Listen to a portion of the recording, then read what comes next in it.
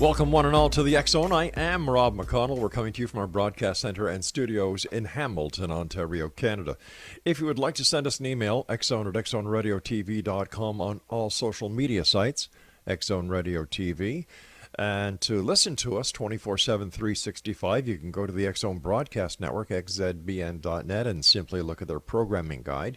And we're heard around the world on the Talkstar Radio Network, Mutual Broadcast Network, iHeartRadio, Zeno Media, and of course, Simul Radio and Simul TV. And to find out about the broadcast listing for the X Zone TV channel on Simul TV, visit simultv.com. My guest this hour, X Zone Nation, is Tom Hatsis. He is an author, lecturer, and historian of witchcraft, magic, Western religions, contemporary psychedelia, and entheogens, and medieval pharmacopoeia. Joining me now is Tom Hatsis. And Tom, welcome to the X Zone. Hey, thanks for having me, Rob. It's great to be here. What started you on your journey into being the psychedelic witch? Ooh, well, it happened over time, really. I always had a penchant for things like witchcraft. As a kid, I would watch DuckTales cartoons with my brother and, just totally enamored by the idea of potions and magic and psychic abilities, different kinds of phenomena, things like that.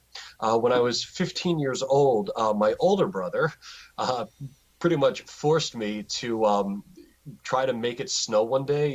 He didn't want to go to school the next day. I don't know if he had a test or something. I don't recall, but he didn't want to have to go to school. So he kind of just grabbed me by the shirt the way, older brothers do.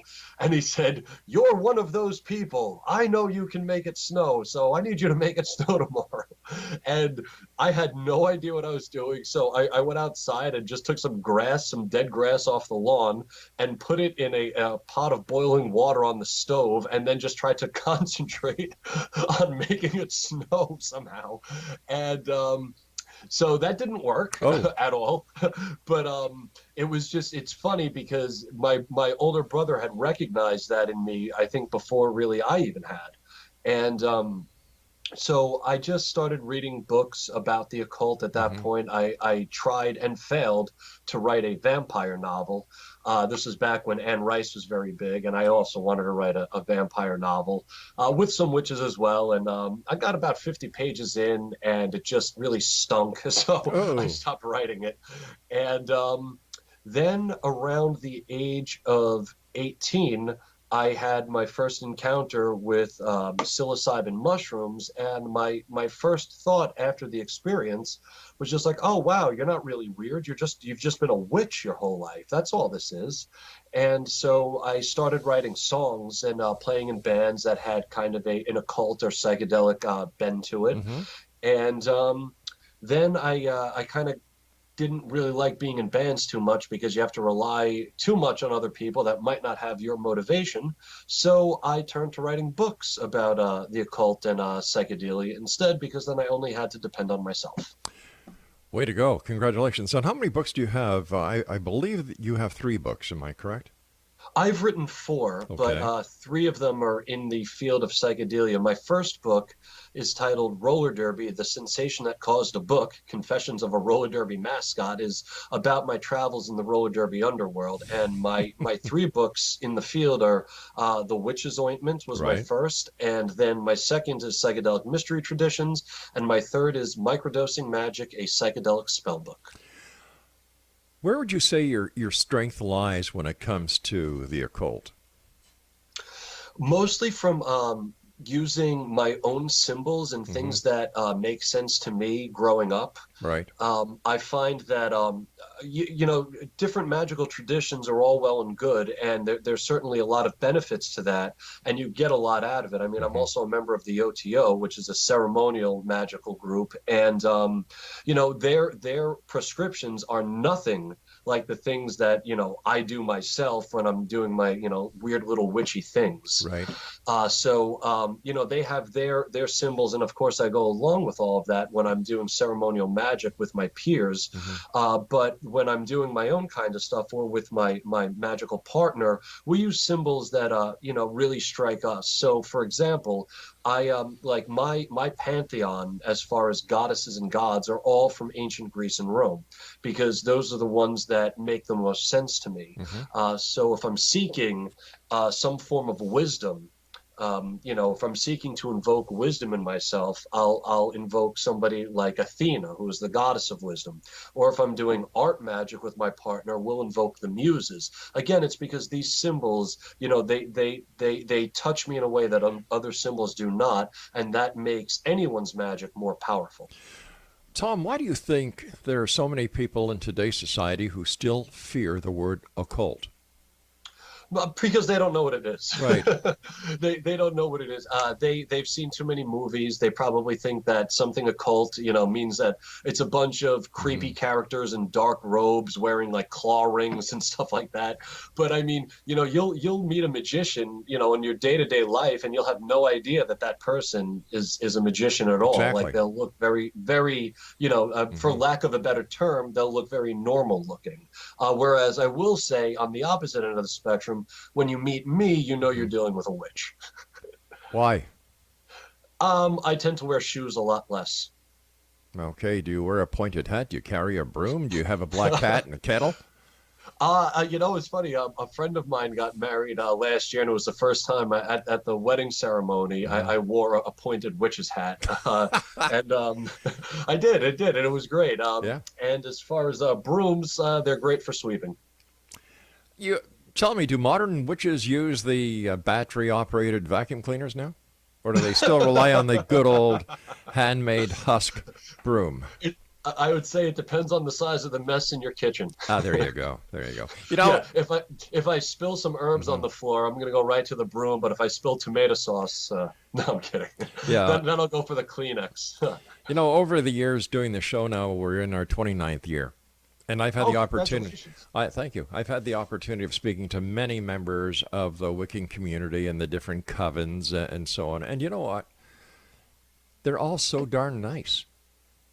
We're great people. Yeah, I know that, and I've had the pleasure of actually going and meeting these people and being invited to watch some of their ceremonies. And in my opinion, and this is something I try to get across to the listening audience and the viewing audience, is that witches or Wiccans are the keepers of nature.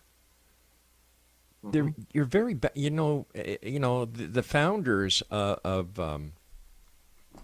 Greenpeace, for example, Wiccans, any organization that has the best interest of Mother Earth, you're going to find Wiccans and witches. And I think that throughout history, witches have received a bum rap from the other established theologies because witches and Wiccans posed a threat to the survival of other religions. If it wasn't for witches, we'd have no pharmaceutical industry. We'd have no naturopaths. We'd have no herbology. We'd have a lot less than we do right now. Absolutely. Yeah.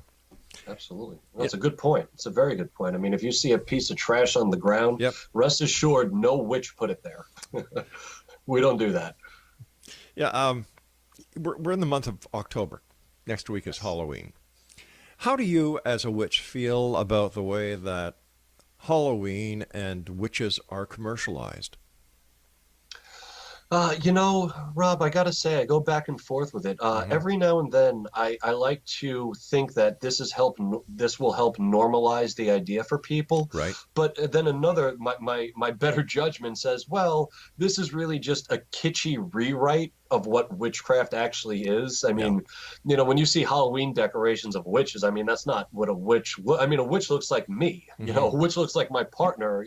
My tree-hugging, Gaia-worshiping friends. Like that's what they look like. We don't all have green skin, and it's weird. In some ways, it's such an odd thing because you try to legitimize something like that, and I would say that it's probably no different from how a Christian might feel with the commercialization of Christmas. Exactly. Um, they probably look at it like, oh, that's cool that it's embracing more people. It's more of a secular American or Canadian or European cultural Hmm. thing than a religious thing. But for the hardcore Christian, that might be an affront. Now, for me, I don't feel affronted by Halloween. I love Halloween. I'm waiting for the day that they mix Halloween, New Year, and my birthday into the ultimate holiday. Hey, let's work Um, on that. We've got to take our first break. Tom, please stand by.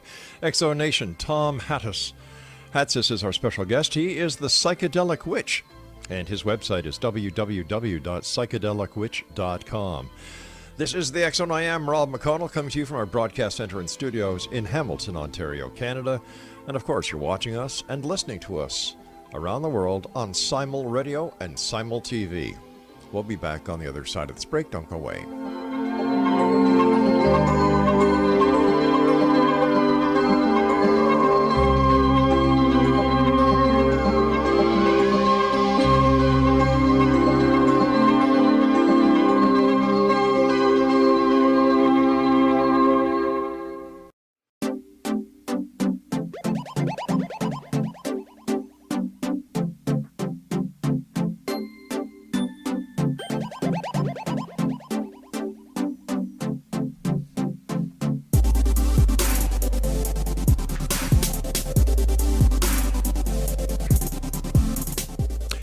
Welcome back, everyone. Tom Hatsis is our special guest. He is the Psychedelic Witch, and his website is psychedelicwitch.com.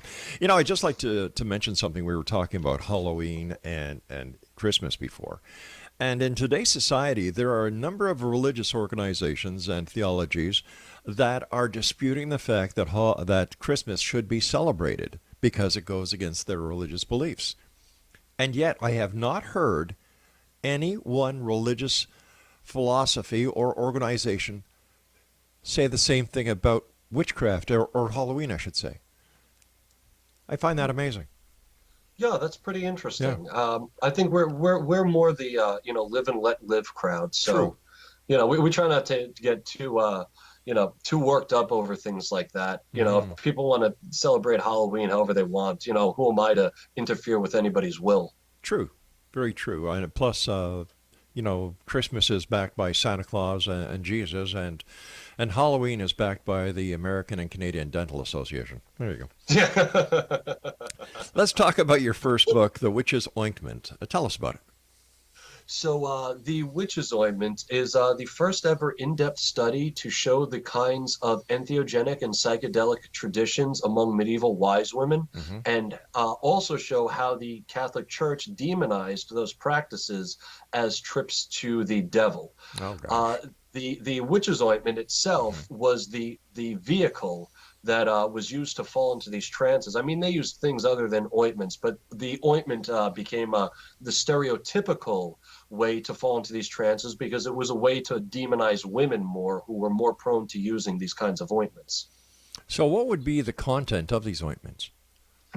So the content, we have a few recipes Okay. from the early modern period. They mostly contain solanaceous plants like mandrake and henbane.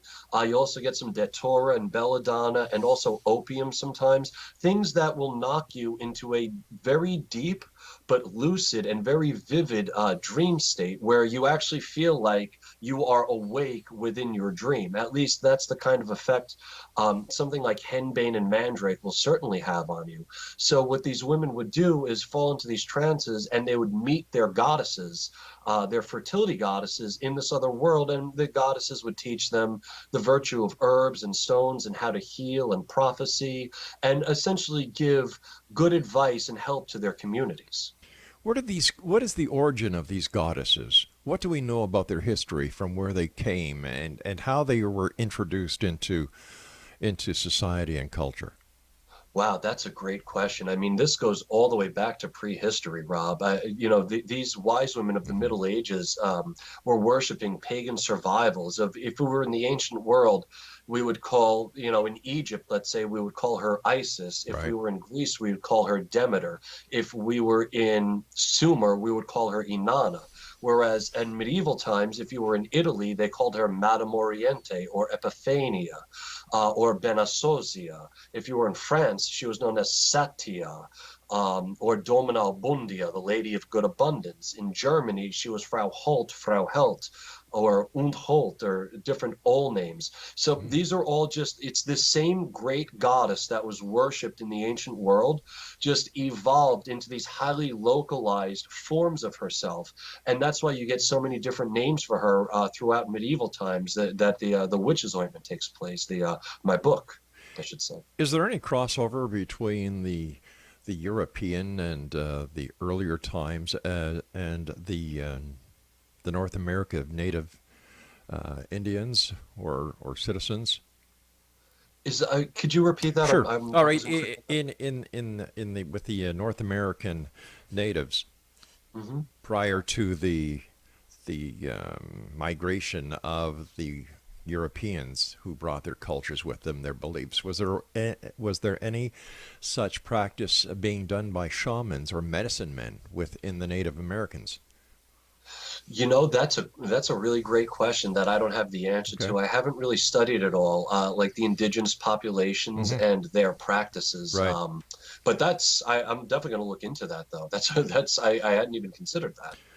So, in your opinion, what is the theological formulation of the stereotypical witch now?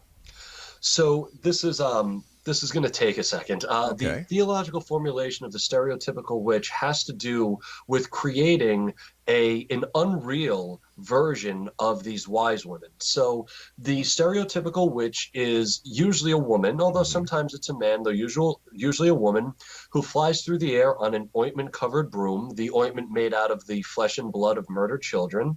And she will fly to a demonic congregation called the Sabbat, where she will learn evil magic known as maleficia, and she will copulate with demons, and she will drink blood and worship the devil. Now, obviously, nobody was ever doing this in history. Right. That is what was just said about these wise women. So that's the theological formulation, and it's mostly derived from fears about what heretics are doing and fears what Renaissance magicians were doing, and mostly fears of the powers of these shamanesses, these local village wise women.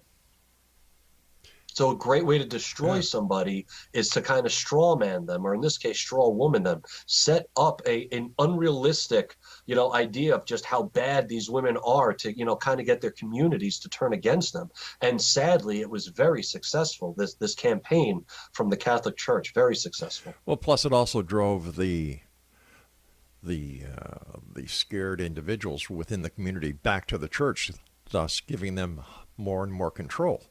Oh, absolutely. Yeah. And in fact, you're spot on with that. In a lot of the sermons that I translated to write the witch's ointment, I mean, you have one priest, Bernardino of Siena, he literally says, why are you going to the dog-faced old woman of your community? Like, kind of like he was feeling left out here. Like, guys, what about me? Yeah. So, that absolutely, you're 100% right about that, Rob. Totally. Why do you think there's been such a resurgence in the interest and in the number of people who want to practice witchcraft in the 21st century? I think that people, are coming to terms with the fact that a spiritual life is part and parcel to a human life. I mean, not for everybody, but it is part of the human experience. And I think that as we get more go further along in the sciences, science and scientific methodology is a great way to get rid of dogma.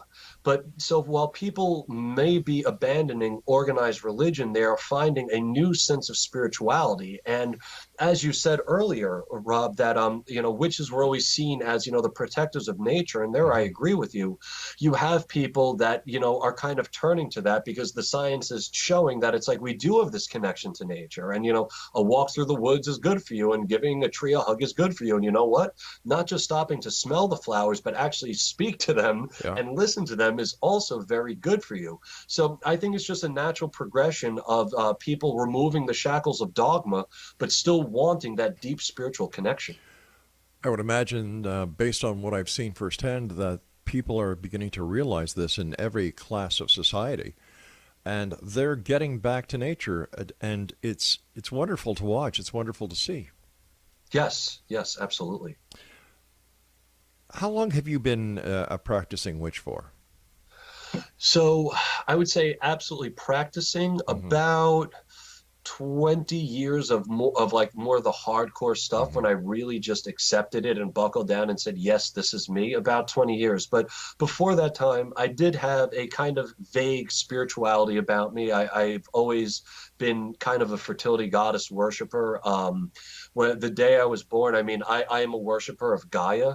And I will say, I mean, she's been in my heart since day one. There's never been a time in my life that I haven't felt like Gaia's had her hand on my shoulders, guiding me through life. In much the same way, you know, a Christian might feel Mm-hmm. that about Jesus, and I don't have any animosity towards Christians or any animosity towards anybody. Or maybe a Buddhist might feel that way about Buddha.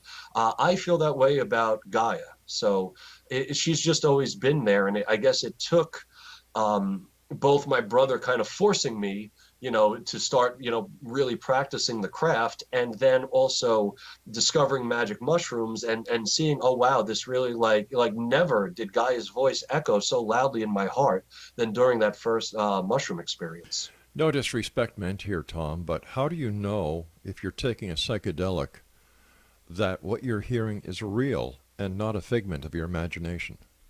That's an excellent question, and there's no disrespect taken, because that's, you know, I would think that myself, you Okay. know, if I hadn't had that experience. Mm-hmm. The truth of the matter is, and it's difficult to put it in words, but you can actually tell. You can tell that it's someone and not you. And I would also say that that voice will sometimes tell you things that are rather unpleasant about yourself. And if I were kind of making it all up, Mm-hmm. you know, I would be saying, oh, wow, I'm such a great guy and everybody loves me and I can do no wrong, right? I would be very self congratulating. But the truth is, you know, when I need a talking to from Mother Gaia, I mean, she tells me the things that I don't want to hear, but that I really do need to hear. So, you know, if I were making it all up, I'd be a lot nicer to myself about it. And I would probably tell myself much nicer things than, you know, when Gaia says, hey, you know, you're kind of falling off here, or, you know, you need to be a little bit kinder. You know, if it were my ego, it would just Mm-hmm. be like, oh yeah, everything's hunky dory. Wow. Isn't that the truth? Tom, stand by. You and I have to take our news break at the bottom of the hour. And Exo Nation, our guest of this hour is Tom Hatsis. His website is www.psychedelicwitch.com. And Tom and I will be coming back to further talk about witchcraft, his three books. And what I'm going to ask Tom when we come back is, if one of you out there listening tonight believes or thinks they might be a witch at heart, how can they be sure? This is the X Zone. I am Rob McConnell, a place where people dare to believe and dare to be heard, Monday through Friday from 10 p.m. Eastern until 2 a.m. Eastern, right here from our broadcast center and studios in Hamilton, Ontario, Canada. Don't go away.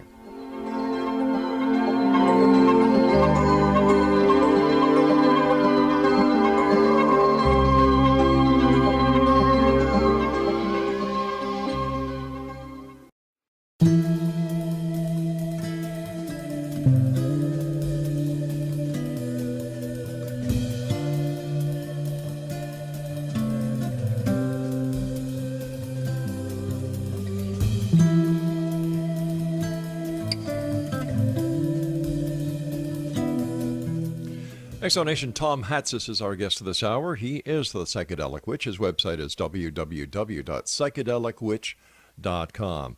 So, Tom, how can somebody listening tonight know whether or not they, like you, are a witch at heart?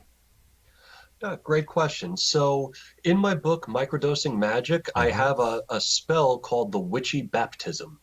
And I would say that if you were up for trying this spell, you definitely are a witch. So if it appeals to you, and I'll just explain what it is real quick. If it appeals to you, if you hear it, you're like, oh, wow, I want to go do that. Mm-hmm. Chances are you're a witch. If you hear it and you're like, that is not something I'd ever want to do, you probably aren't a witch. So the witchy baptism is a cleansing. So you would you eat a large meal, Mm-hmm. typically something high in protein, and you go into the woods, or at least I should say I go into the woods, and I'll draw, using sticks and leaves and rocks, I'll make a large circle on the ground, and then just, using my hand or a stick, I'll draw a star in the middle of the circle, making a pentacle. Then in the center of the pentacle, I will dig a hole. I will then take all of my clothes off, everything, socks and shoes included, and I will roll around on the ground, getting the dirt and the leaves and everything all over me. And then I will squat over that hole, smoke a joint, and defecate. Then I will go into a river and wash myself off. That is the witchy baptism. So if you just said gross, you are not a witch. If you just said, yeah, I'm going to do that, you're probably a witch. I guess up here in Canada, there's going to be a lot of witches because marijuana is legal here in Canada now as of the October the 17th. So there you go. Yeah. Yeah, I heard. Yeah. What is the significance of defecating in the circle, in the hole? So what it is you are making art with the smelliest, stinkiest part of yourself. You're taking your waste. You're taking the thing that all of us get rid of and all of us reject, that part of us that we all reject, and you're turning it into something beautiful and magical. So you, instead of becoming a Picasso, you're becoming a crap asshole. Yeah. Sure. If you want to think of it that way, definitely. You were saying that prior to smoking the joint and squatting and defecating, you roll in on the ground and you get yourself covered with leaves and grass and so on. Now, do you do that within the circle? Yeah, within the circle, exactly. So exactly. Am I correct in understanding that the formation of the circle is something like a protection for you? Yes, exactly. I was speaking before about the power of symbols that speak to you. Yeah. And pentacles have always spoken to me as a very powerful symbol of sacred geometry. So what is the origin of the pentacle? How did the pentacle get associated with the occult, Satan, as well as witchcraft? Well, that goes back to Pythagoras, and it's Pythagorean geometry, really. How it eventually got associated with witches and witchcraft, I honestly don't know that, and that's a really great question. I'm not sure of when that transition actually took place. Let's talk about your second book, Psychedelic Mystery Traditions. First of all, what are entheogens? So the entheogens is a word I came up with to describe different kinds of psychedelic states. I should let your listeners know that I use the term psychedelic as a base word, and I use different kinds of entheogens like entheogen, extheogen, poetogen as adjectives. So, for example, a word that I'm sure your audience is familiar with will be the word entheogen. Entheogen, which I didn't coin, means when you take a psychedelic in a spiritual setting. You're entheogen, you're generating divinity inside the self. Now, sometimes, however, you're not actually generating divinity inside yourself, but outside yourself. Like if you're invoking a goddess or invoking an aeon or even just eating mushrooms and going to try to connect with UFOs. Well, that I call an extheogenic experience. You're generating divinity outside yourself. Other terms like, so it's pretty much well understood that psychedelics enhance the creative process, but there's no word for that. So I coined the term poetogen, which means to use a psychedelic for art. So that's what the entheogens are. And I go over in my book the different entheogens, because when you look back in the ancient records and the different mystery traditions and magic and witchcraft and ceremony, people were using these kinds of plants and herbs and mushrooms for ways that are not really psychedelic or entheogenic. So I had to come up with different terms to place these experiences within their historical context. So how did the ancient Christians use psychedelic plants? And, how did they find out? Was it just by chance that this plant is psychedelic, these mushrooms are psychedelic, and those aren't? Well, yeah, I mean, so those are two different questions. As far as to the second question, how did people find out? That was just centuries of trial and error in the remote past. that many probably got sick or unfortunately passed away, during that long, arduous, human experiment of determining these plants. Now, as far as Christians discovering them, well, most Christians were just pagans converting to Christianity. So in my book, Psychedelic Mystery Traditions, I show how, especially with Paul of Tarsus, how his invention of the Eucharist at the Last Supper is actually what gave pagans the green light to bring their psychedelic brews and their own Eucharist, their for lack of a better word, pagan Eucharist, into their new religion. You also had Christians and pagans often intermarried. In fact, it was one of the things that really the church fathers complained about. So you have this mingling there of different people, and with that, you're going to get different plants and different herbs and different recipes.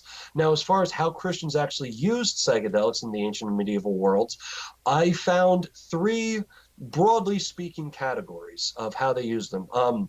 The first is a somnotheogenic way, which is another theogen. Somnotheogen means generating divinity in the dream world. Right. And you would have, oh, excuse me? I said right. Okay, sorry. And you would have Christians that were finding holy orders to be a little too strict, like they couldn't give up the vices of drinking and going to the pubs and talking to women. So the church fathers said, well, what you need to do is take a strong drink of opium or a strong drink of mandrake and knock yourself into oblivion in Christ. That's what they called it. So you would take this mandrake drink, and again, it causes very vivid and lucid dream states, and you would meet Jesus in the dream realm. So that was one way Christians used these extraordinary plants. Another way they did it was with just celebrations. The same way people today, somebody at a New Year's party who maybe doesn't often smoke cannabis will be like, oh, it's New Year's, I'm with my friends, I'll hit that joint. Well, Christians in history were no different, and they very much loved their Christmas celebrations, their Epiphany celebrations, their Easter celebrations, and going to the Christmas celebrations, which grew out of Saturnalia, which was a Roman festival from December 17th to December 23rd, and was very well known to have all kinds of psychedelic beverages being passed around. Well, that's probably where Christians got that idea. And, also from Yule.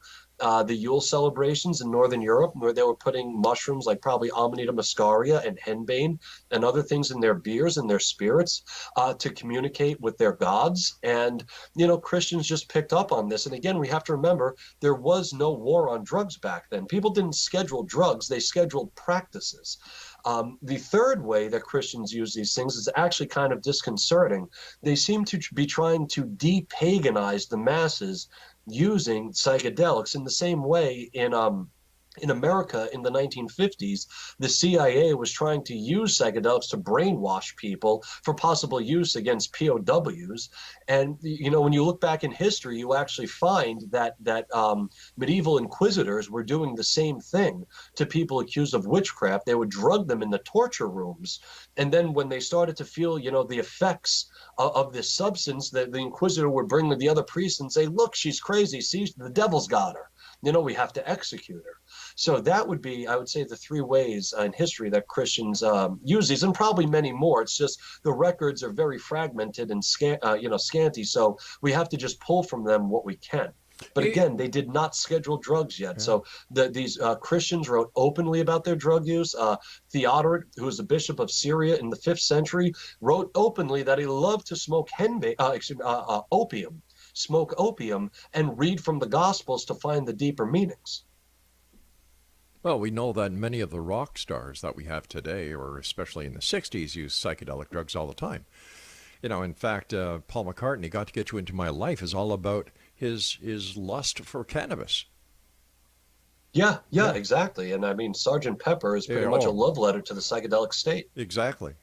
Mind you, when you look at life and the relationships that all our societies and cultures have, you look at Christmas. Christmas, as you pointed out, was a derivative of the pagan holidays. The Yule log, the tree in the house, eggnog, and the list goes on. Yeah, it's a wonder we can't get along in this great big world of ours with all the intermingling that we've had throughout the ages. Yeah, it would be nice if people realize that we have far more in Yeah. common than we have differences. Isn't that the truth? Tom, stand by. We've got to take our final break. And Exonation, if you'd like to find out more about my guest this hour, Tom Hatsis, the Psychedelic Witch's website is www.psychedelicwitch.com. And his three books are The Witch's Ointment, Psychedelic Mystery Traditions, and Microdowsing Magic. And we'll be talking about a couple more of his books when we return on the other side of this break as we wrap up this hour here in the X Zone with yours truly, Rob McConnell, from our broadcast center and studios in Hamilton, Ontario, Canada.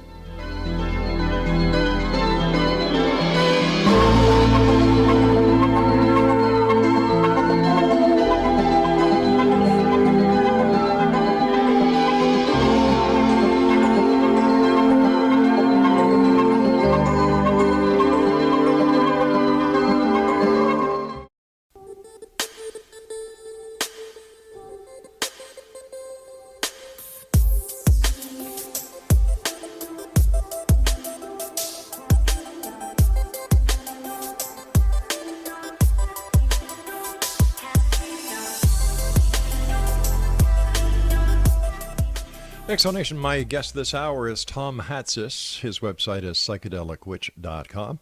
First of all, Tom, I want to thank you so much for coming on the show. It's been a great hour with you. Thank you very much for sharing this wealth of information that I would imagine very few people listening today had ever heard of. But I do suggest that they go to your website and definitely buy your books. Are your books available on Amazon.com as well? They are. They're available on the website, on my website. They're available on Amazon and at fine pagan and Wiccan bookstores everywhere. All righty. A third book that you wrote, in the genre that we're talking about tonight, is Microdowsing Magic. And how does microdowsing differ from, microdowsing magic? So microdosing is just the practice of taking small amounts of either psilocybin or LSD, and you pretty much just go about your day in that, you don't really do anything other than take the substance. Whereas with any magician or witch will tell you that no substance should ever replace actual practice in the craft or practice in ceremonial magic. So what microdosing magic is a different approach to just taking a microdose, whereas there's a lot of intention behind why you're microdosing. So, for example, a regular microdosing schedule might be Monday through Friday, and you take Saturday and Sunday off, and that's been recommended by the great mycologist Paul Stamets. Others, like Jim Fadiman, would recommend taking a microdose one day and then taking 2 days off, then a microdose, then 2 days off. Whereas, and both of those are perfectly excellent cycles, and I've run them myself. But with microdosing magic, what you're doing is actually basing when you take your dose off of either Germanic runes or sacred geometry, and having an intention, a magical intention behind it. So one of the my favorite ones to cycles to run is, again, going back to the pentacle cycle, and you could make one of these on graph paper, and in my book I have instructions how to make one of these, and you just dot out on a graph paper, the points of a star or a moon or some symbol that really strikes a chord with you, and then you take the dose on those days. You also don't just take the dose, but when I take my microdose, I first I take the dose, then I meditate for a half hour, and then I switch to visualization for the second half hour. So for me, taking a microdose is actually an hour-long process. So I would say that that's a major difference. And in my book, anybody that's interested in pick it up, they'll see very quickly that there's a big difference in the amount of positive results that you'll see with microdosing magic rather than just microdosing. Well, what are some of the side effects or dangers of microdosing? Sure. So if you have any kind of heart issues, you probably shouldn't microdose. If you're taking SSRIs, don't microdose. You could develop or experience, I should say, what's known as serotonin syndrome, which, while not lethal, is just unbelievably unpleasant. And if you have a family history of mental illness, you probably shouldn't be fooling around with any of these things. So, but if you're a healthy person, sound in mind and body, A microdose is not going to really harm you in any way. So how does one build a psychedelically magical mind? Because I'm sure that's what a lot of people would like to do when they get into microdosing. Great. So going back to, I was talking about my process of Mm-hmm. how I take the dose and Yeah. I'll meditate and visualize. That would be the best way, at least for me, to build that psychedelically magical mind. Because what happens is when you first meditate for that half hour and quiet your mind, the reason you're doing it in a half hour interval is that, so I usually I always microdose with mushrooms because meditation, like mushrooms, take about a half hour for you to feel the effects. Like any experienced meditator will tell you that, the time it takes to really quiet your mind and get into a really deep meditative state is about a half hour. Now, since Gaia loves us so much and wants what's best for us, mushrooms also start to have some effect in the body after a half hour. So once I start feeling a little bit of the effects of the dose, I switch to visualization because what this does is it's like adding extra weights to a barbell. Visualization by itself is very difficult. Visualization, when your creative juices and your cellular network are firing, is a lot more difficult. And I found that the more I was able to hold these visualizations, the more I was seeing the results of my spell work in my life. I should say that all psychedelic witchcraft and all psychedelic magic has to do with casting spells on yourself only, not on anybody else, because that would interfere with their will. So the reason I know that this is working actually is that you and I are talking right now, Rob. I put it out into the universe and I did my magic to get more interviews for these books, and here we are. Wow. Is there a certain age limit when we look at microdosing? A lot of kids listen to this show and a lot of teens. Oh. What should they, what is your words of wisdom when it comes to kids and the taking of microdosing as well as any psychedelic drug?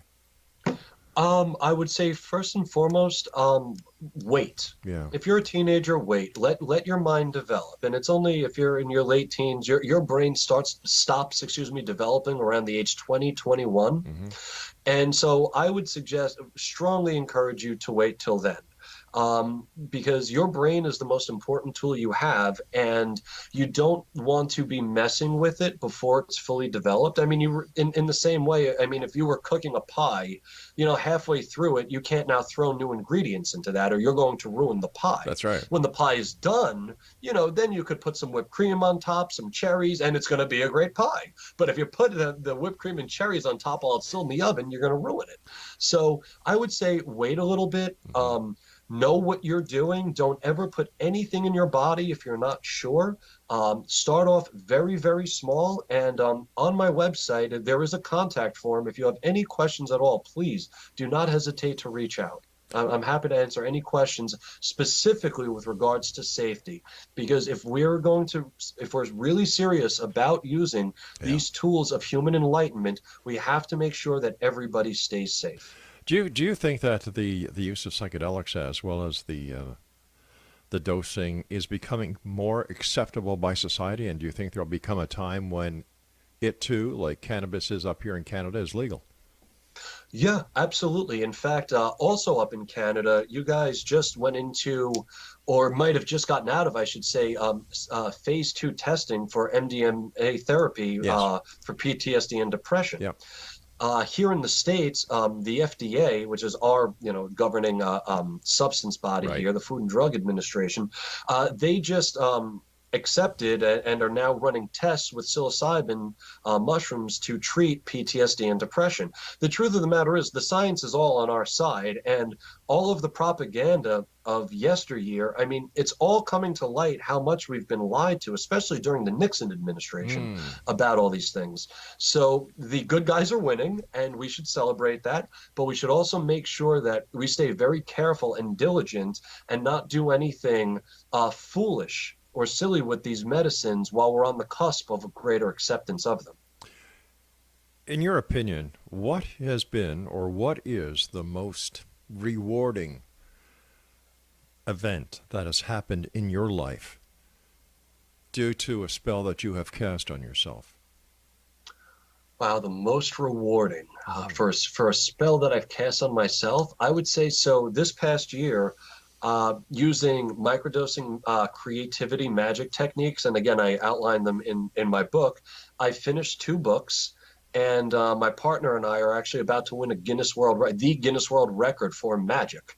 Wow. Congratulations So on that. thank you. Yeah, and this is just from using just my own spells and my own spell work, and not focusing on trying to change anybody else's will, but making sure that my spells align my will with my life. And it's not about putting on a veneer, and it's not about saying the right things. Mm-hmm. You use psychedelics to find your authentic self. Your authentic self is a reflection of the larger universe. That's the cosmos that wanted your perspective. So you have to make sure that your perspective is heard, because you are a slice of all that is.